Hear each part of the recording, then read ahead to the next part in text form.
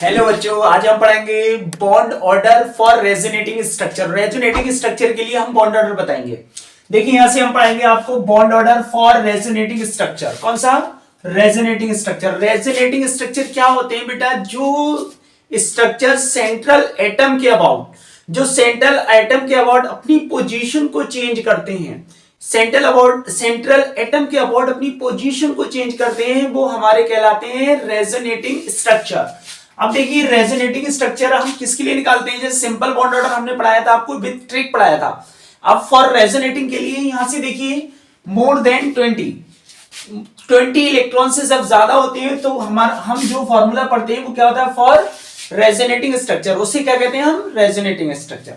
देखिए जैसे इसका फॉर्मूला होता है बॉन्ड ऑर्डर का, ध्यान से देखिए, bond order equal to number of resonating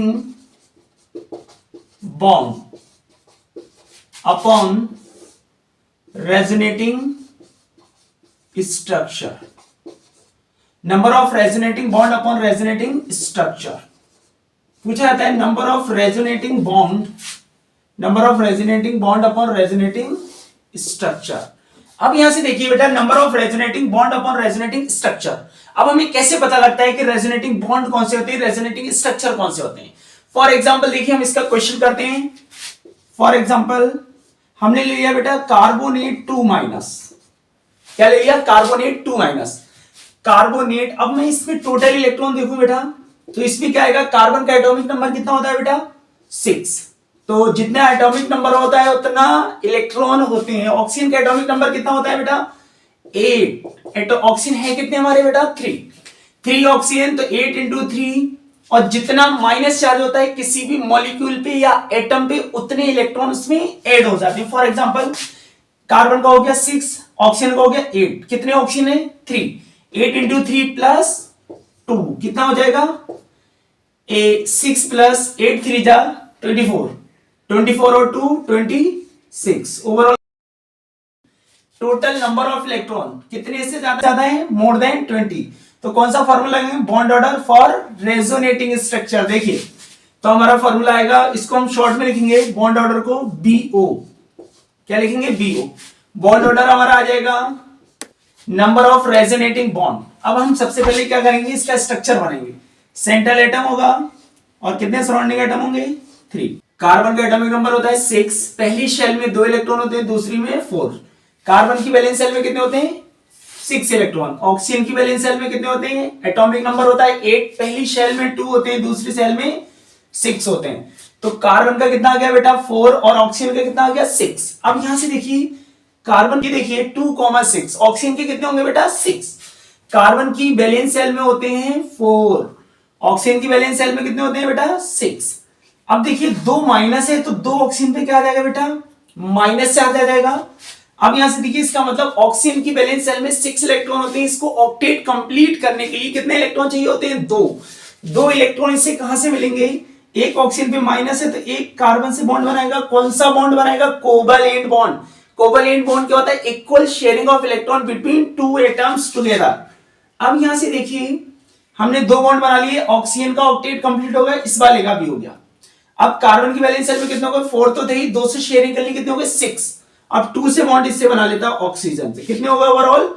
oxygen का भी ऑक्टेट कंप्लीट हो गया और कार्बन का भी। अब हम इसका बॉन्ड ऑर्डर निकालेंगे बेटा, कितना आ जाएगा? फॉर्मूला था हमारा number of resonating bond upon क्या था? Resonating structure. क्या था? Resonating structure. देखिए यहां से number of resonating bond upon resonating structure. आप देखेंगे नंबर ऑफ रेजोनेटिंग बॉन्ड हैं कितने? देखिए 1 2 3 4 जो रेजोनेंस में पार्टिसिपेट कर रहे हैं। देखिए सेंट्रल एटम के अबाउट ये जितने भी सराउंडिंग एटम होते हैं, कोई भी मॉलिक्यूल उतने रेजोनेटिंग स्ट्रक्चर फॉर्म करता है। सेंट्रल एटम के अबाउट जो भी हमारे उसके सराउंडिंग में जितने भी एटम होते हैं उतने रेजोनेटिंग स्ट्रक्चर बनाता है। नंबर ऑफ रेजोनेटिंग बॉन्ड कितने हो गए? 4 अपॉन रेजोनेटिंग स्ट्रक्चर। जितने सराउंडिंग एटम होगा उतने ही रेजोनेटिंग स्ट्रक्चर बनाएगा। 4/3 कितना आ जाएगा बेटा? 4 को 3 से 3 बन जा 3.5 देखिए अगर आपको नहीं आता है तो आप क्या करें, इसको डिवाइड कर लें, 3 बन जाए 3, कितना बचा 1.0, 3 3 9, फाइनली कितना आ जाएगा बेटा 1.33। बॉन्ड ऑर्डर आ गया समझ में। अगर किसी भी एक एटम से एक कोई भी एटम ए है, कोई भी एटम बी है, अगर इन दोनों के बीच में बेटा सिंगल बॉन्ड होता है, दो एटम के बीच में, तो उसका बॉन्ड ऑर्डर कितना होगा 1। दो एटम के बीच में अगर डबल बॉन्ड होगा तो उसका बॉन्ड ऑर्डर कितना होगा 2। अगर दो एटम के बीच में ट्रिपल बॉन्ड होगा तो उसका बॉन्ड ऑर्डर कितना होगा बेटा 3। अब देखिए फॉर एग्जांपल हम दूसरा क्वेश्चन लेते हैं, ध्यान से देखिए। अब हमने ले लिया यहां से SO4 2-। अब यहां से देखिए, अब हम क्या करेंगे, इसमें से हमें ये बताना है इसका बॉन्ड ऑर्डर क्या होगा। फाइंड रेजोनेट, हमें सबसे पहले हम इसका स्ट्रक्चर बनाएंगे, सेंट्रल एटम के अबाउट जितने भी सराउंडिंग एटम है वो बनाएंगे। अभी पढ़ा था बेटा ऑक्सीजन की वैलेंस शेल में कितने इलेक्ट्रॉन होते हैं 6, सारे ऑक्सीजन के कितने होंगे 6। सल्फर भी ऑक्सीजन फैमिली का है तो सल्फर के भी वैलेंस शेल में कितने होते हैं 6। देखिए सल्फर का एटॉमिक नंबर 16, 2,8,6, बैलेंस शेल में कितने आ गए 6। कैसे निकालते हैं, मैजिक नंबर से, 1 2 3 4 और 5 6। अब दो ऑक्सीजन पे माइनस है तो दो ऑक्सीजन पे माइनस लगा दीजिए, तो 6 इलेक्ट्रॉन तो थे ही ऑक्सीजन पे, अब एक माइनस आ गया तो कितने हो गए बेटा 7। कितने हो गए 7। देखिए इलेक्ट्रॉन कितने हो गए 7। अब ये कितने से बॉन्ड बनाए ताकि इसका ऑक्टेट कंप्लीट हो जाए, तो कितने से बॉन्ड बनाएगा 1 से। तो ऑक्सीजन का देखिए ऑक्टेट कंप्लीट, देखो 1 2 3 4 5 6 7, देखिए 1 2 3 4 5 6 7, 1 2 3 और एक माइनस हो गया 8 हो गए। ऐसे इसके देखिए 1 2 3 4 5 6 7 और एक माइनस 8 हो गए। ये ऑक्सीजन कितने से बनाएगा बेटा 2 से, क्योंकि इस पे किसी तरीके का कोई भी माइनस चार्ज नहीं है। अब यहां से देखिए तो हम इसका बॉन्ड ऑर्डर निकालेंगे, तो नंबर ऑफ, फॉर्मूला क्या था, नंबर ऑफ रेजोनेटिंग बॉन्ड। जो रेजोनेंस में पार्टिसिपेट करते हैं वही बॉन्ड हमारे क्या कहलाते हैं, रेजोनेटिंग बॉन्ड। काउंट करिए 1 2 3 4 5 6 रेजोनेटिंग बॉन्ड होंगे। और रेजोनेटिंग स्ट्रक्चर, जितने सराउंडिंग एटम होंगे उतने रेजोनेटिंग स्ट्रक्चर होंगे। कितने हो जाएंगे, तो 4, 3 2 4, 2 2 4, 3/2, फाइनली कितना आ जाएगा बेटा 1.5 आ गया बॉन्ड ऑर्डर। कितना आ गया 1.5। और देखिए थर्ड एग्जांपल, जैसे हम ले लेते हैं ClO4 1-। ClO4 1-।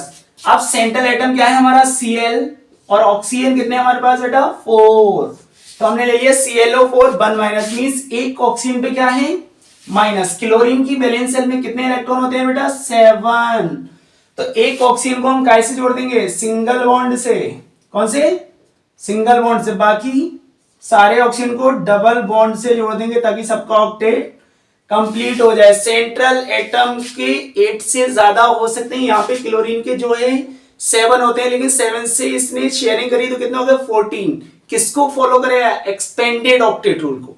अब यहां से देख लीजिए, अब मैं अगर इसका बॉन्ड ऑर्डर निकालूं तो फॉर्मूला आता है number of resonating bond upon resonating structure. कितने बॉन्ड है 1 2 3 4 5 6 7 अपॉन रेजोनेटिंग स्ट्रक्चर कितने बन जाएंगे, जितने सराउंडिंग एटम होंगे कितने हैं 4, तो 7 को 4 से डिवाइड कर लो, 4 बन जा 4, कितना बचा 7 में से 4 गया 3.0, 7 में से पॉइंट लगाया 0, कितना आ गया 1.75, कितना आ गया 1.75। जिस भी मॉलिक्यूल का बॉन्ड ऑर्डर अगर ज्यादा होगा तो उसकी बॉन्ड ऑर्डर अगर ज्यादा होगा तो बॉन्ड स्ट्रेंथ ज्यादा होगी, बॉन्ड लेंथ कम होगी। जितना ज्यादा बॉन्ड ऑर्डर उतना ज्यादा कंपाउंड एसिडिक कैरेक्टर को शो करेगा।